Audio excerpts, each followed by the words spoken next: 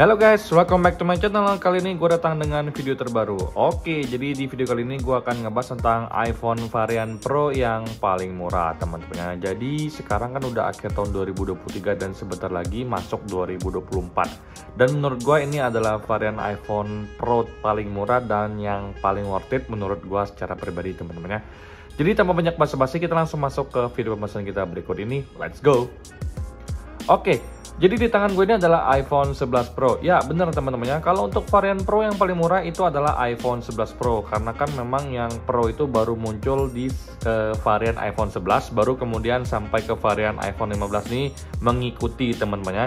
Jadi untuk iPhone 11 Pro sendiri ini adalah pionirnya untuk varian Pro dan Max teman-teman ya. Nah, jadi ini tuh udah gue pakai hampir setahunan lah, tahun depan itu udah setahunan teman-temannya. Jadi pas gue beli pertama kali dulu second X Inter, ini gue beli di Tarafon Denpasar, itu harganya di angka 7,5 atau 7,3 juta, gue lupa itu harga awalnya pas gue beli dengan varian 64 GB dan warna gold seperti ini teman-teman. Jadi kalau untuk warnanya itu dia ada beberapa pilihannya, ada warna hitam, terus ada warna gold seperti ini. Kemudian gue tuh lebih prefer untuk warna gold karena alasan gue yang pertama pilih warna gold itu adalah ini lebih kelihatan premium dan keren aja sih teman-temannya. Nah, jadi pas gue beli di Tarafon itu kalau untuk kotaknya seperti ini teman-temannya. Jadi kalian bisa lihat sendiri untuk kotaknya itu kotaknya gendut.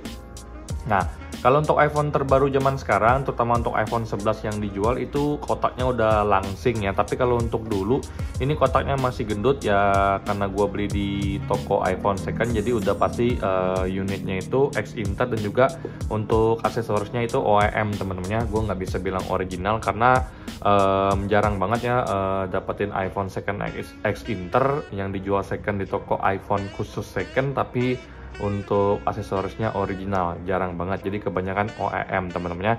Jadi kalau untuk dari sekilas sih itu perkenalan tentang iPhone 11 Pro gue ini teman-temannya, dan gue bisa nobatkan untuk iPhone 11 Pro ini adalah varian Pro yang paling murah tapi dengan kualitas yang menurut gue masih sangat worth it teman-teman ya.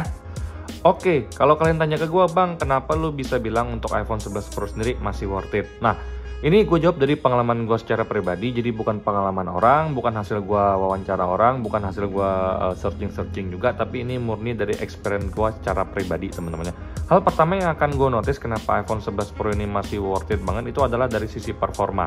Chipset A13 ternyata di luar dugaan gue masih sangat-sangat sanggup untuk membantu gue melaksanakan kegiatan gue sehari-hari. Mau main game santai, main game berat oke, ngedit oke, untuk nonton Instagram oke, nonton YouTube oke, streaming film oke, scoring IG itu semuanya masih oke aja, nggak ada masalah sama sekali. Dan juga kalau untuk kecepatan kita skornya juga oke aja teman-teman ya. Semuanya dikembalikan lagi dari kecepatan koneksi kalian kalau kalian cuma pengen scroll gitu teman-teman ya. Jadi kalau untuk dari performanya sendiri gue bisa bilang no comment, gue masih sangat puas banget dengan performa di iPhone 11 Pro guys ya. Oke, kemudian hal kedua yang bisa gue bilang kenapa iPhone 11 Pro ini worth it adalah dari sisi desain menurut gue secara pribadi teman-temannya. Jadi untuk iPhone sekarang itu kan kebanyakan dia desainnya itu kotak, kemudian untuk bahannya itu dari kaca, jadi dia kayak mengkilat gitu teman-temannya. Tapi kalau untuk varian iPhone 11 Pro sendiri ini tuh dia kayak ngedap gitu warnanya teman-temannya. Akan gue bukakan, gue kasih lihat ke kalian guys ya. Ini gue pakein hardcase ya. Ini kalian bisa lihat sendiri. Gue bukanya agak kesulitan. Di sini udah gue buka teman-temannya. Nah, kalian bisa lihat sendiri kalau bagi gue secara pribadi ini tuh kan warnanya duff kayak gini teman-temannya. Menurut gue ini tuh elite banget teman-temannya nih. Ngeduff kayak gini tuh menurut gue secara pribadi itu kayak ada rasa premiumnya, prestisnya itu kayak ya keren aja gitu teman-teman. Karena menurut gue secara pribadi memang tampilan seperti ini tuh lebih ke mewah yang gue dapetin feel-nya. Jadi mau pakein case, nggak pakai case itu gue suka-suka aja karena memang desainnya yang oke, kemudian warnanya yang bagus, dan juga memang tipikal dia yang ngedop kayak gini tuh bikin berasa kayak ya menurut gue secara pribadi bagus dan premium teman-teman ya. Jadi itu yang menurut gue secara pribadi iPhone 11 Pro ini walaupun udah jadul, udah hampir 5 tahun, tapi masih sangat prestis dan premium dari sisi looks-nya teman-teman ya.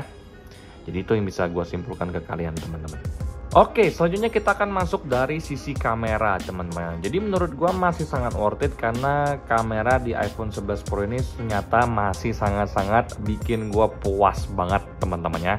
Jadi untuk iPhone 11 Pro sendiri ini punya 3 lensa. Ada lensa wide, ada lensa ultra wide, dan juga lensa telephoto teman-teman ya. Jadi kalau misalkan kalian tuh memang suka bikin konten, suka take video, suka selfie, menurut gua secara pribadi dengan resolusi 12 megapiksel untuk kamera depan dan kamera belakang, itu sudah sangat memberikan pengalaman yang luar biasa bagusnya.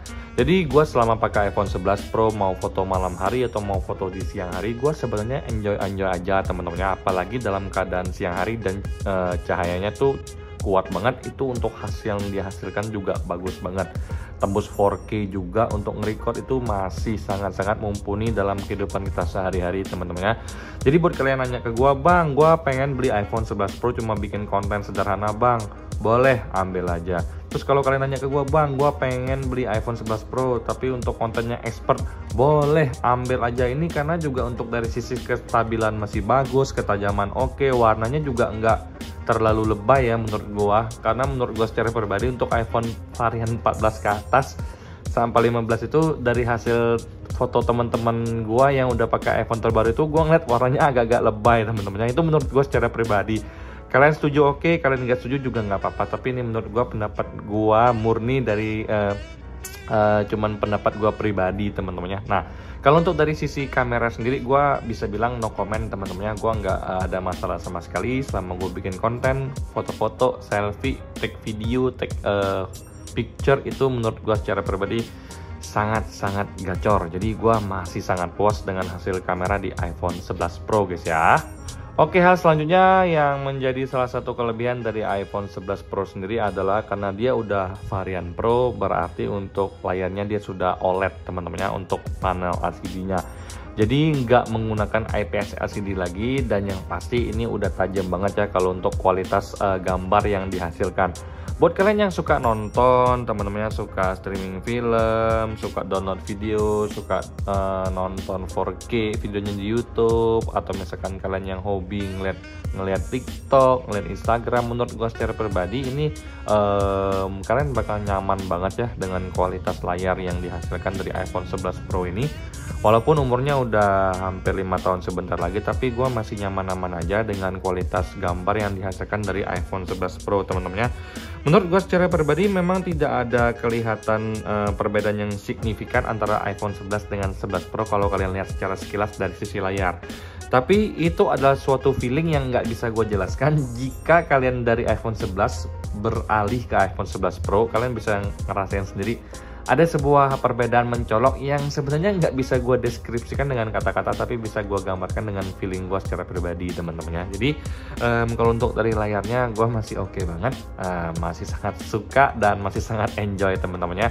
Apalagi untuk tahun 2024 gue rasa gue masih nyaman-nyaman aja dengan varian Pro yang paling murah ini teman-temannya. Oke guys, mungkin itu aja sih yang bisa gue share ke kalian tentang varian Pro yang udah langka, harganya itu udah yang paling worth it, tapi lagi tinggi harganya, dan ini masih sangat bagus banget temen-temen ya. Gue bisa bilang ini paling murah karena memang di compare dengan 12 Pro, 13 Pro, varian 11 Pro yang paling murah. Tapi gue bisa bilang paling worth it di compare dengan iPhone 12 Pro, gue rasa gue ambil iPhone 11 Pro teman-temannya. Nah, tapi kalau untuk unitnya sendiri ini udah nggak ada lagi dijual baru, dan juga ini harganya lumayan agak tinggi sekarang ya. Kalau nggak salah second itu 11 Pro 64 GB itu harganya 6,2 sampai 6,4 juta teman-temannya kalau untuk second X internya teman-teman. Kalau untuk barunya udah nggak ada lagi. Kalau misalkan kalian lagi nyari iPhone 11 Pro, gue bisa jamin kalian bakal sangat susah atau kesusahan mencari kualitas iPhone 11 Pro yang masih bagus dan juga untuk harganya masih oke di kantong teman-teman ya. Karena yang gue rasakan memang kalau untuk iPhone 11 Pro ini seperti udah jadi barang langka ya, susah ditemui, tapi masih banyak peminatnya teman-teman ya. Jadi gue bisa bilang ke kalian untuk iPhone 11 Pro ini sendiri, walaupun udah gue mention kelebihan-kelebihannya, tapi juga memang ada beberapa kekurangan yang akan gue share ke kalian teman-teman ya. Mungkin kekurangannya akan gue bahas secara sekilas. Yang pertama dari sisi refresh rate-nya di sini yang masih 60 Hz teman-teman ya. seperti yang gue udah bikin tentang video iPhone 13, di mana iPhone 13 juga masih 60 Hz. Jadi gue bisa masukkan untuk iPhone 11 Pro ini salah satu kekurangannya adalah refresh rate yang cuma mentok di 60 Hz.